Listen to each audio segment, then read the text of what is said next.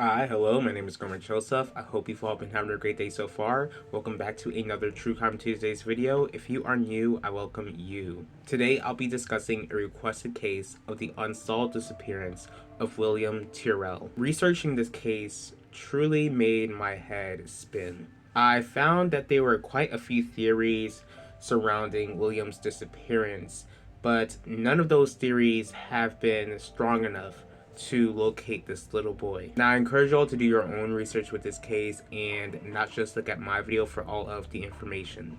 Here we go. William Tyrrell was born on June 26 of 2011 to Carly Tyrrell, and I remember looking up the name of William's birth mother. Carly did show up, but then I also saw that her name was Elizabeth, so I don't know if those are both of her names or she goes by one of them, but I'm just gonna go ahead and call her Carly throughout the video. I cannot find the name of William's birth father, but I do know that Carly lost custody of William and that he was placed in foster care, eventually placed into a specific foster home.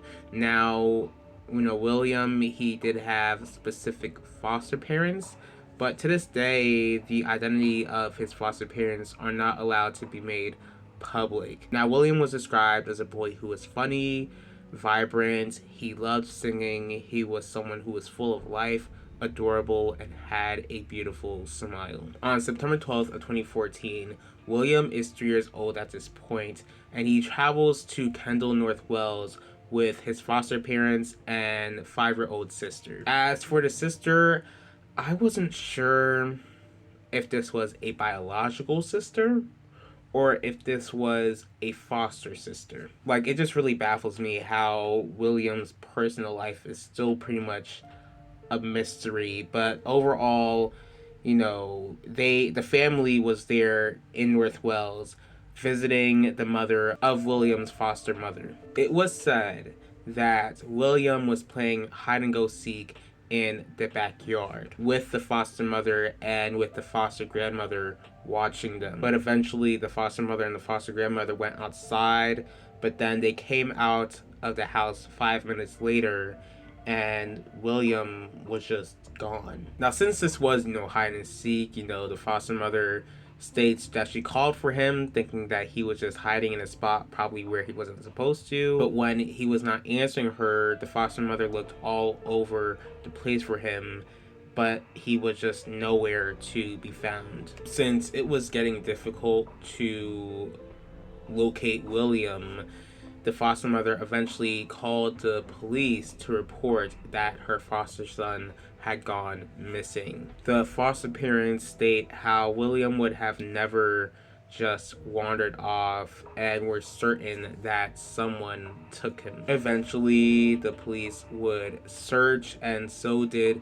the volunteers, but William was just, nowhere to be found. Of course, this is a little boy, a 3-year-old, a toddler basically, who has gone missing, and, this becomes huge news in Australia, pretty much, worrying the entire nation. There's not really anything with the searches that are helping to locate William, so the police begin investigating about what could have happened to him and who could have taken him. During the investigation, it was discovered that the morning that William disappeared, there was this white station wagon and a gray sedan, and they were seen near the house of the foster grandmother, but no information like the license plate or anything like that was released to the public. There was also a specific person of interest, and his name was Bill Spinning. Bill was a repairman who was fixing the washing machine at the foster grandmother's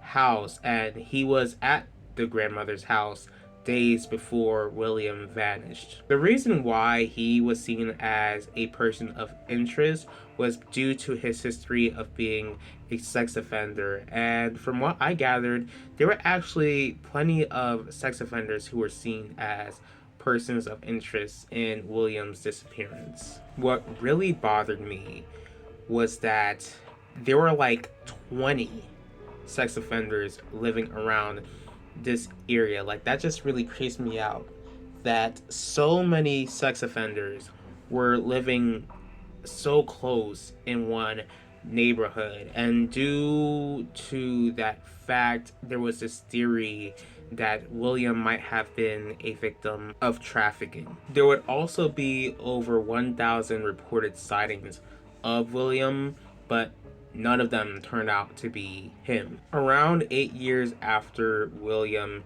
disappears, there was a shocking update.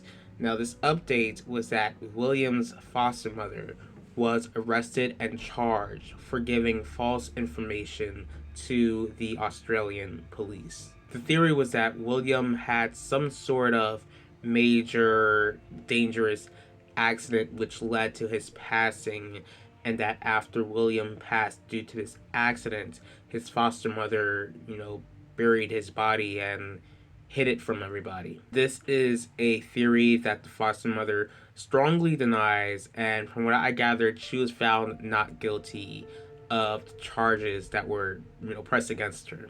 But William's birth mother, Carly, had some feelings against the foster parents. She states how she didn't feel comfortable with William being with the foster family because she had these concerns that he was being harmed, because she states how she saw bruises whenever she would have visits with William. And she just felt like William wasn't really being well taken care of in the foster home. That is really all of the information that I could really bring to you guys. Now, if you are watching this and you actually, happen to have any information at all, please be a snitch. Unlike, the number in America, which is 911, if you have any information, call 000 or call Australia's Crime Stoppers, which is 1800 333 000. There is a $1 million reward. If William is still alive, then he would be 12 years old today. He has gone missing for almost 9 years, and it just troubles me that he's been missing for this long. I pray that God would comfort those who loved him, and that those who loved him would seek God. And of course, I do pray that God would provide them with the answers that they have been looking for all of these years. The God that I serve, the God of the Bible, is an all-seeing God. He knows exactly where William is, and he knows exactly what happened to him that day. I thank you all for taking the time in your day to watch this video. If you did like this video, please feel free to hit the like button. If you have any thoughts on this case at all, please leave your thoughts in the comment section below. If you'd like to see more videos from me, please feel free to subscribe and click the bell to be notified about the next video. If there's a certain true crime case that you'd like me to cover, go ahead and let me know. I will see y'all for the next True Crime Tuesdays, and I will talk to y'all later.